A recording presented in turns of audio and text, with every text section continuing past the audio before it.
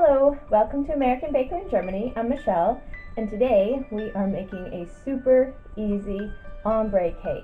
I will show you how I do that, and it's really quite easy, I promise.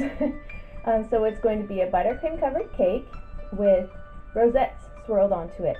Those are also very easy. So I promise this is one of those cakes that looks super hard and it looks really classy and really beautiful, but it was actually quite simple to make. And I'll show you how to do that. So let's get started. I begin by making my cake in ombre as well. This is one recipe of my vanilla cake up on the channel. I use a scoop to help me divide the batter pretty evenly into 4 smaller bowls. I'm just doing this by eye. You can be more precise if you prefer. Then I'm using pink gel food coloring by Rainbow Dust. It's quite concentrated, so I use 1 drop in the first bowl, 2 in the second, 3 in the third, and 4 in the fourth. As I stir them, you can see the first is a delicate pink, the second a medium pink, the third a dark pink, and the fourth a ridiculously bright pink.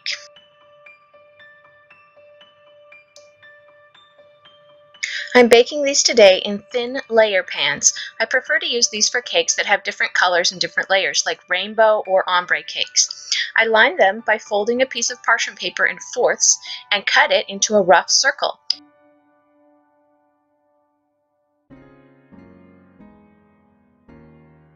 Place them in the pans and grease them with nonstick baking spray. Then I pour my colored batter into the different pans, spreading it around as well as I can to allow them to bake evenly. My oven can fit 2 of these pans at a time, and they bake at 350 degrees Fahrenheit or 180 degrees Celsius for about 20 minutes.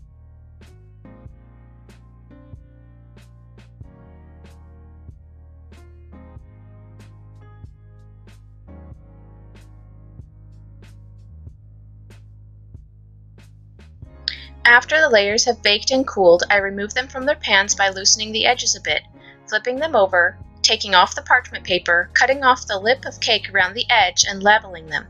Now these don't really need to be leveled because they're quite flat. I mostly did this step so I could more easily tell which layer was which. The 2 lightest layers especially look the same from the outside where it had browned. If you like what we do here, consider subscribing for a new cake video every Monday, as well as regular bonus videos with recipes and other tutorials.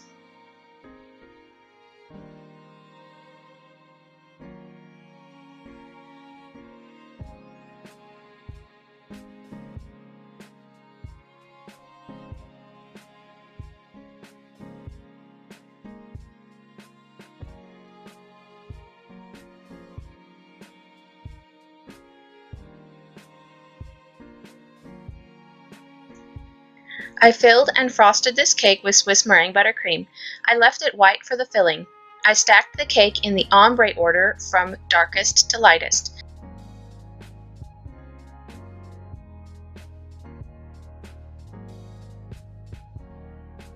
Then I crumb coated the cake in white buttercream.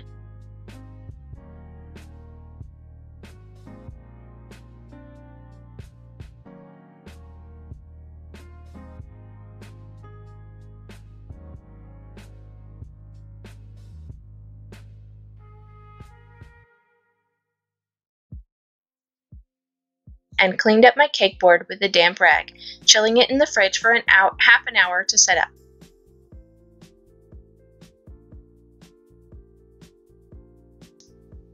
Then I split my buttercream into 3 bowls, leaving the largest amount inside the mixing bowl to be the lightest color to cover the top of the cake. I was a bit concerned about the amount of buttercream at this point, but I didn't have enough ingredients or enough time to make more buttercream, so I just hoped that it would be enough. I colored it the same way I colored the cake batter.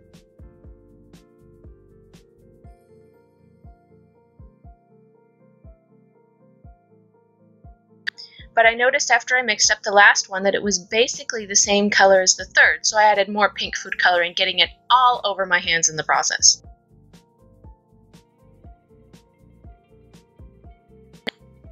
Then I started with the darkest pink buttercream and put it in a piping bag with a Wilton 1M piping tip, also known as a large open star piping tip.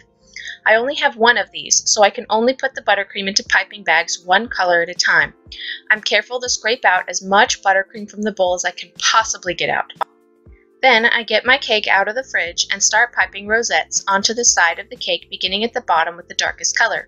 Rosettes really aren't difficult at all. If I can do it, anyone can do it. You start in the middle of the rosette and pipe in a circle around the center 1.5 times.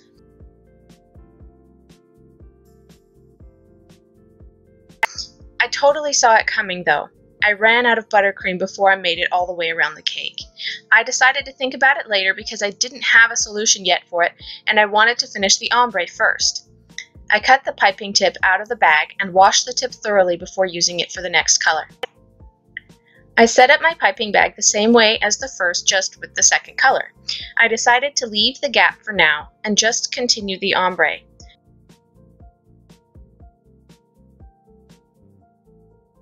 Ironically, I had almost exactly the same amount of buttercream as the first color.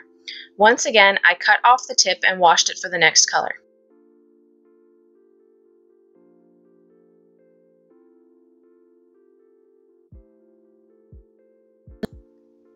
I repeated this process for the next color.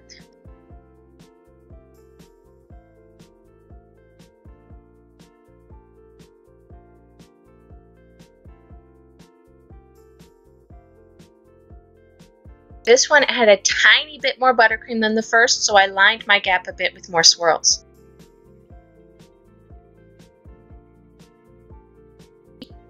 My last color I indeed had more of than any of the other colors. Once again, I'm leaving the gap alone and continuing the ombre around the gap on the top of the cake.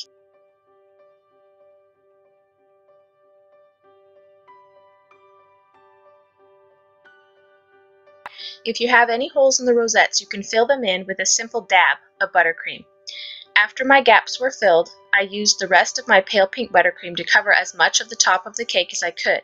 Luckily, the only trouble spot was the same trouble side as the rest of the colors. I decided to fill it in with fondant. And since this has been a romantic pink ombre cake, I decided to continue that theme. How about some fondant pink ombre hearts? I chose the heart cutter I decided to use. Now, I only had 2 shades of pink, so I decided to add some red hearts as well. I cut out some red hearts and overlapped them along the bottom. However, there was still several gaps between the points of the hearts.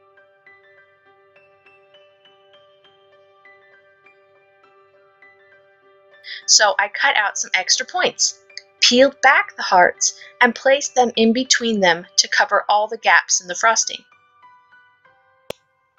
Next, I did dark pink hearts and overlapped them above the red hearts. Don't mind my kids running around in the background, they live here too.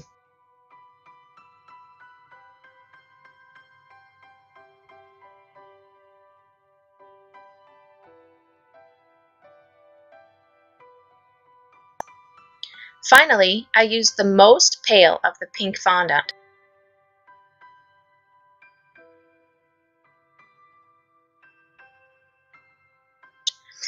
I overlapped the hearts the same way as before, yet allowing them to stick up over the top of the cake a touch. Then, to cover the gap on the top of the cake, I started out by cutting off the tops of the hearts and lining them up along the edge. Then I laid hearts along the top in 2 rows to cover all the little gaps.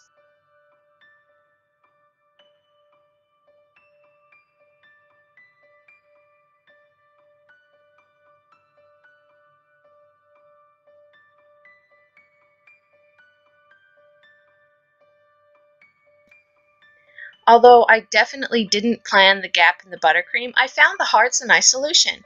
I still find this cake beautiful and romantic, if not just a touch less classic. The ombre was really lovely, and the rosettes are just so classically beautiful. And in case you didn't know, piping rosettes requires a lot of buttercream. Plan ahead.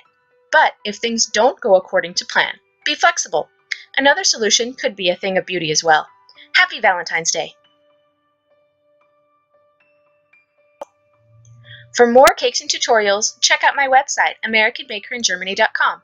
We're also on Facebook and Instagram. Don't forget to subscribe.